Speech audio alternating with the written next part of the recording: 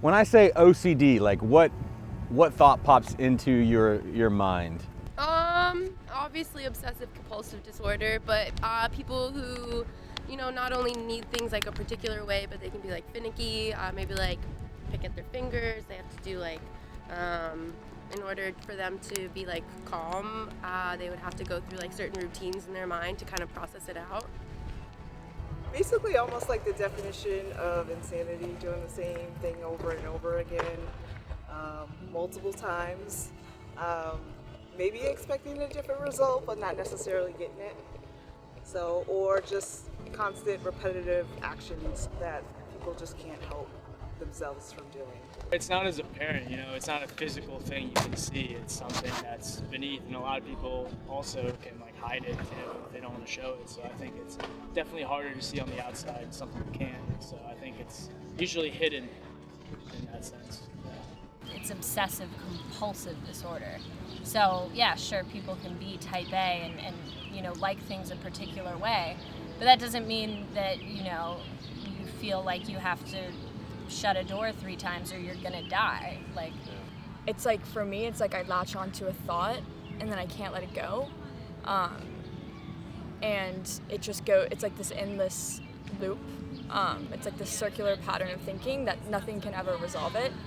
It's constantly just like, it's the next thing and the next thing and the next thing, and it just won't ever stop. So it's pretty exhausting, just like constantly being in my head and my ego and never being able to just like relax. It's more of a sensation than anything visual.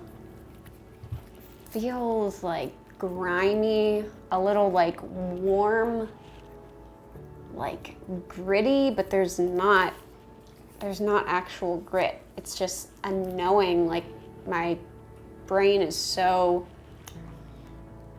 aware that I touched something that could be contaminated, so it feels that.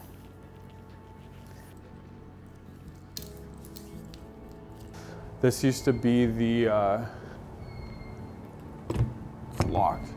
This used to be the television studio where we'd film a lot of stuff. And there was a vent, and there was a little bit of mold on the vent. So when I used to leave class, what I'd have to do is I'd have to go to a car wash, and I'd have to get to the car wash, and I'd have to wash the whole entire outside of the car, and I'd have to vacuum the inside of the car to decontaminate it from me being in it. It's crazy to think, but I'd even take the vacuum and kind of vacuum myself to get the mold off of me, and then I would have to spend hours kind of decontaminating myself. So part of the reason I hated school so much as well, so all this stuff, is because of just the hours I knew I was going to spend rituals decontaminating myself from that. So we're contaminating my toothbrush with this contaminated water that I refuse to ingest, but I will wash my hands with. So that's what we're doing. Okay.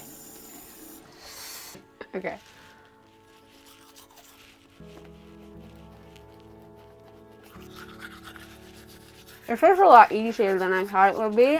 The afterthoughts are going to be harder. And I have decided that I'm going to do more, because I feel like I can. My therapist is going to be so impressed. So when we do ERP, exposure and response prevention, our goal is that we actually want to expose you to the things that cause you anxiety, that are triggering for you, and prevent that response, right? So if it's a contamination fear, I want you to purposely do something that makes you feel contaminated and prevent the original response. So if someone comes in my office, they'll see a jar of candy, which they might get excited about. Maybe especially if they're an adolescent, right? They get excited about whatever candy they want to eat. But what they don't get excited about is the work that we're going to do, but we do it together, right? So if you want candy and you have contamination OCD, the exposures are pretty fun and crazy, but we eat candy off the floor, right? We do things that are triggering, and the way we do it is slowly and systematically so that we can expose them to their fears, but encourage them not to do rituals. We do this together. I'm going to do one swig. No, I don't know if that's Because there's a thing when you do exposures where you like cancel it out by doing a ritual or something that could like make it better. So maybe I just hang out with my contaminated sink water in my mouth instead. I don't know where my bottled water comes from though. So my OCD is just a big idiot bully. And sometimes it wins, but it didn't win that time. I'm afraid to swallow my spit. Yeah, so there was a Ralph's that I'd go to get most of the supplies, 24-hour, but what started happening is I started feeling like my car was contaminated, or my car was clean and I had to decontaminate to go in the clean car, to go to get the products that had to be clean. And so it was just this whole event. And then when I was at the 24-hour store, it was, you know, buying all the products and stuff, but sometimes I felt too dirty to even get in my car. And so what ended up happening was I would walk, because I could walk to the 7-Eleven.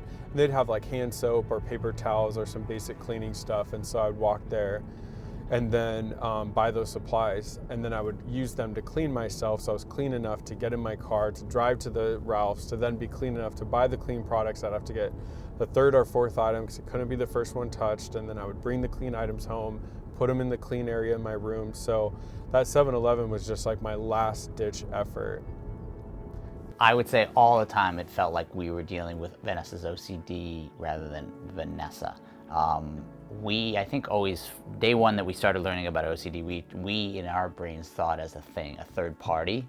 It was, you know, Vanessa, this is a thing that you have to deal with. It's in your brain, but OCD was a thing. That's why naming it, I think, was helpful for her. But we always saw it that way. So it was like, this is the OCD doing it. Sometimes I think that might have helped us deal with it, that this was not our daughter doing this to us. This was the anxiety, the fear that she had, this disorder that was causing it. But you know, it was still hard to kind of get through. Sometimes it's hard to determine what actually is OCD and what's not. There are some times where I'll be really scared of COVID one day and I'll like double mask, be extra cautious, like pre-vaccine, be extra cautious, or be like, Mom, I don't think I'm gonna go out this whole week just in case I have COVID for no reason. And she'll look at me and she'll be like, Vanessa, like, check yourself, like, who's talking right now? And I was like, okay, so you may be right. This may be a little bit anxiety related.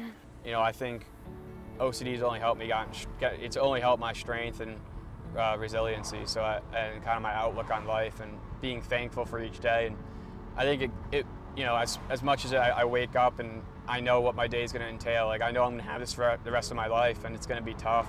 And some days are going to be a lot worse than others, and some days are going to be great. But even through that, like just waking up every day and knowing that I need to make the most of each day and make each day count. Like I think I don't waste any minutes like ever in my life, because I know how much time can go when I was doing compulsions for 12 to 14 hours a day. So I know how valuable time is, and just kind of getting my identity back.